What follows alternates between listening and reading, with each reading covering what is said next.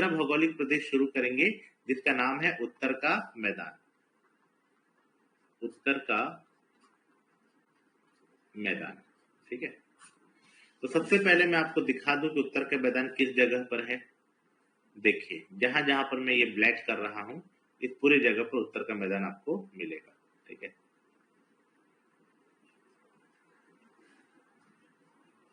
ये पूरा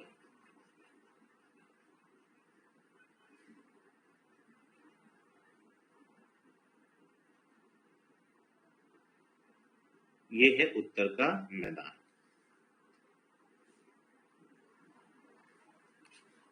north plane of India, ठीक है। ये जो उत्तर का मैदान है, इसका निर्माण कैसे हुआ, सबसे पहले हम इसका निर्माण समझते हैं। तो बहुत सरल है। जैसे देखिए, मैंने आप लोगों को याद होगा बताया था कि हिमालय का निर्माण जब हो रहा था, है ना, तो हिमालय के निर्माण में जब 2 स्टेप हो चुके थे, यानी ग्रेटर हिमालय बन चुका था और मिड हिमालय बन चुका था और अभी शिवालिक हिमालय नहीं बना था, तब की बात है कि शिवालिक हिमालय के स्थान पर एक ओशन होता था जिसका नाम था शिवालिक सागर, ठीक है। तो शिवालिक सागर जो था, वहां पर जब शिवालिक हिमालय का निर्माण हो गया, तो भी शिवालिक हिमालय और पेनिसुला इंडिया के बीच काफी स्पेस बचा हुआ था और उसी स्पेस में नदियां हिमालय से जो आती थी वो अपना सारा मलबा गिराती थी और उसी मलबे के बहुत लंबे समय तक गिरने और उसके गिरने के बाद उस जगह पर जो भूमि बन गई, उससे क्या बना, उत्तर का मैदान। अब मैं आपको इसको समझाता हूँ किससे, बाय चित्र से समझाता हूँ।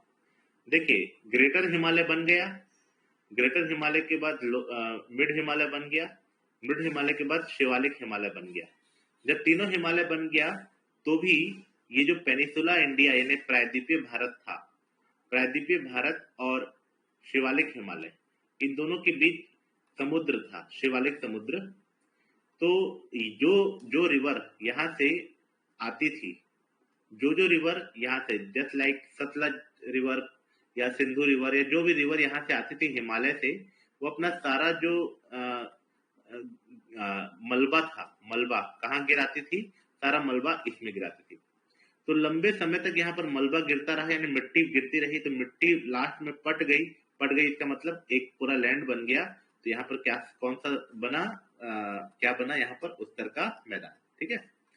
तो उत्तर का मैदान जो है वो एक प्रकार से ऐसा एरिया है जहां पर अच्छी उपजाऊ मिट्टी मिलती है ना।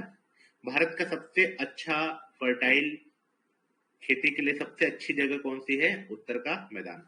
और उत्तर के मैदान के साथ सबसे अच्छी बात, बड़ी बात यह है कि भारत की जो मैक्सिमम पॉपुलेशन है वो भी इसी जगह पर निवास करती है।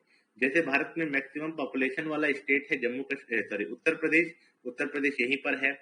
और सबसे ज्यादा फर्टाइल जमीन पंजाब हरियाणा वो भी यहीं पर है। और सबसे ज्यादा एग्रीकल्चर के लिए उत्तर प्रदेश और पश्चिम बंगाल वो भी यहीं पर है। तो कौन कौन से स्टेट में ये फैला हुआ है देखते हैं।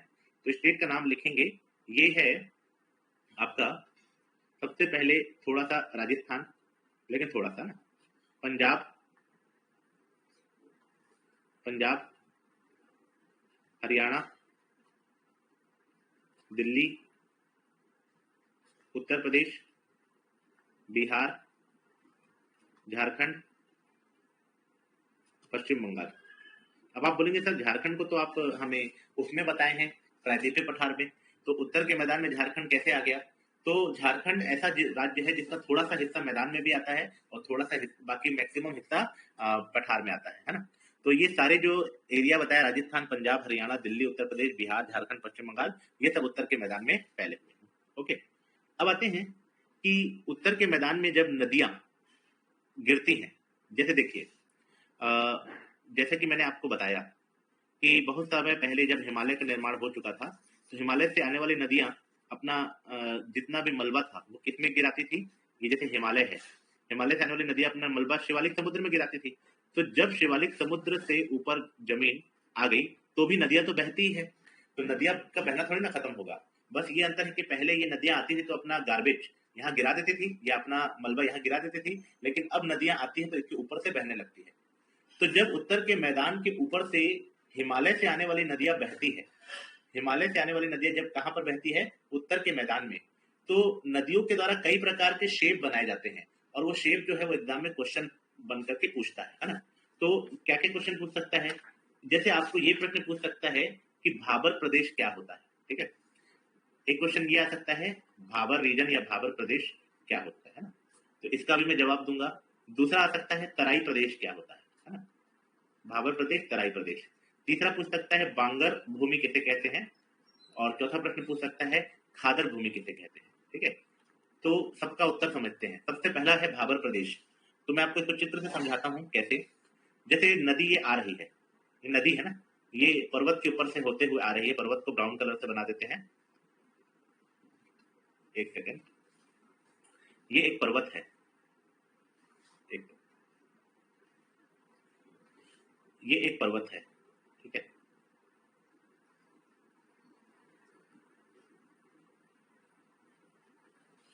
इस पर्वत के ऊपर से एक नदी आ रही है, ठीक है। ये नदी है, मान लेते हैं इस नदी का नाम है क्या, इस नदी का नाम मान लेते हैं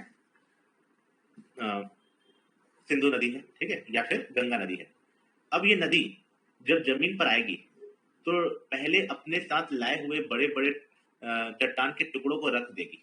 तो जब ये नदी अपने साथ लाए हुए चट्टान के बड़े बड़े टुकड़ों को यहाँ पर रख देगी, तो वो चट्टान के बड़े बड़े टुकड़े इतने ज्यादा एरिया घेर लेंगे कि वो नदी जो है खुद इसके नीचे से बहेगी। मतलब कुछ समय के लिए जो नदी है वो क्या हो जाएगी, डिसअपियर हो जाएगी, यानी विलुप्त हो जाएगी, है ना। तो ऐसे प्रदेश को कहा जाता है भाबर प्रदेश। तो भाबर प्रदेश की आप परिभाषा क्या लिखेंगे, ऐसे लिखेंगे कि शिवालिक के गिरिपाद में, शिवालिक के गिरिपाद, ये जो तीसरा पर्वत था, इस पर्वत का नाम क्या था, शिवालिक। उसके गिरिपाद मतलब उसके पैरों के पास, यानी जहां पर पर्वत खत्म होता है।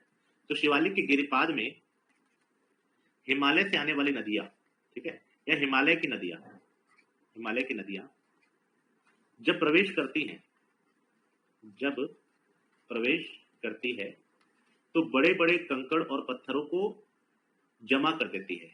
तो बड़े बड़े कंकड़ पत्थर को जमा कर देती है, ठीक है।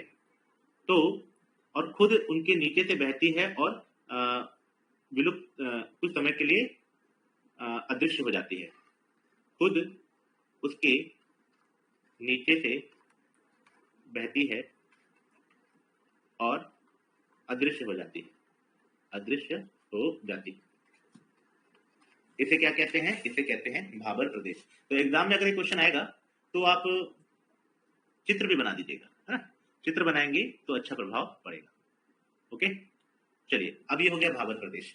इसी भाबर प्रदेश के आगे फिर हम तराई प्रदेश शुरू करते हैं। तो जैसे देखिए नदियां जब आती हैं तो पहले तो नदियां बड़े बड़े पत्थर को रखती हैं। बड़े बड़े पत्थर की को पहले इसलिए रखा जाता है कि क्योंकि ग्रेविटेशनल फोर्स की वजह से उनका जो वजन होता है वो ज्यादा होता है। उसके बाद छोटे छोटे पत्थर आने लगते हैं, और छोटे छोटे पत्थर के बाद और छोटे छोटे पत्थर आने लगते हैं, और इस जगह पर नदी वापस अपीयर भी हो जाती है। बट अपीयर होने के साथ साथ छोटे छोटे पत्थरों के साथ घुल मिलकर यहाँ पर नदी क्या बना लेती है, दलदल बना लेती है। तो ये जो दलदल बना लेती है इसी को क्या कहते हैं, इसी को कहते हैं तराई प्रदेश, ठीक है।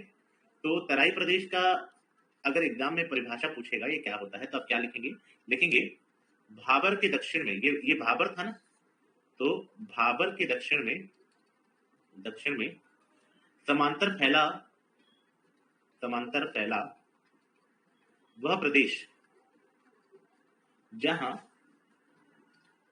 नदियां छोटे छोटे या बारीक रेत के कणों के साथ, रेत के कणों के साथ दलदल का निर्माण करती है, दलदल का निर्माण करती है, उसे तराई प्रदेश कहते हैं।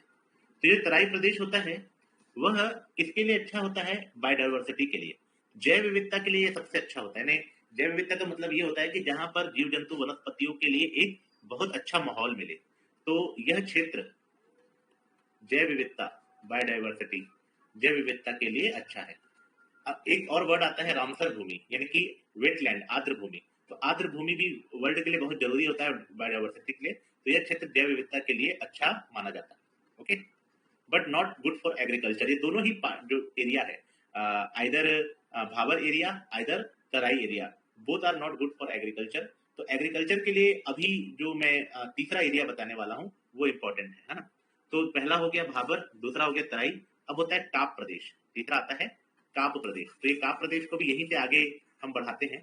तो देखिए, अभी नदी सबसे पहले बड़े बड़े टुकड़ों को लाकर रख दी, उसके बाद छोटे छोटे टुकड़ों के साथ दलदल बना दी, लेकिन अब नदी एक्चुअल में मैदान के ऊपर बहेगी, और मैदान के ऊपर बह करके वह नदी किसी एरिया को लगातार गीला करेगी या किसी एरिया को छोड़ करके आगे बढ़ जाएगी।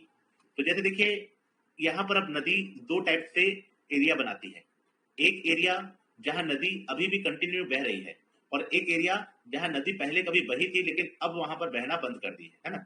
ये थोड़ा सा हाइटेड एरिया होता है, थोड़ा ऊंचा क्षेत्र जहां कभी नदी बहती थी लेकिन अब नहीं बहती, और ये थोड़ा सा निचला क्षेत्र जहां नदी अभी भी बह रही है।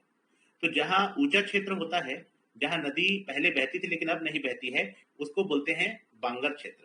ठीक है, और ये जो क्षेत्र होता है निचला क्षेत्र जहां नदी आज भी बह रही है, इसको बोलते हैं खादर क्षेत्र।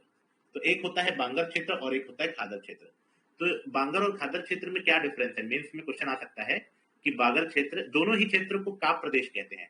यहाँ पर काप प्रदेश का मतलब ऐसा एरिया जहां पर नदी भूमि को सिंचित करती है। ठीक है, तो बांगर क्षेत्र हो गया और एक खादर क्षेत्र हो गया, और काप प्रदेश का मतलब ऐसा क्षेत्र जहां नदी भूमि को सिंचित करती है, यानी भूमि को पानी पिलाती है, समझ लीजिए ना।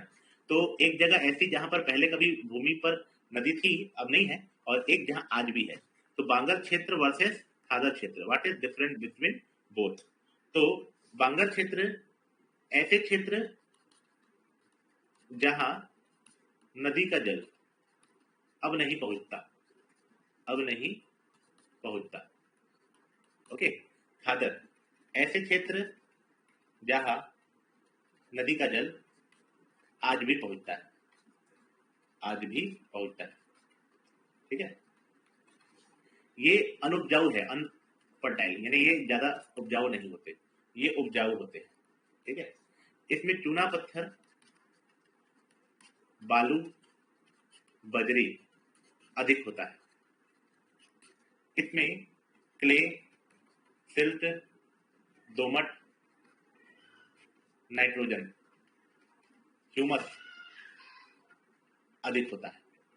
ठीक है, तो ये हो गया बांगर और खादर। तो यहां से एग्जाम में प्रश्न आ सकता है, बांगर और खादर के बीच डिफरेंस बताइए। ठीक है, चलिए, तो आज की क्लास में प्रमुख रूप से हमने उत्तर के मैदान को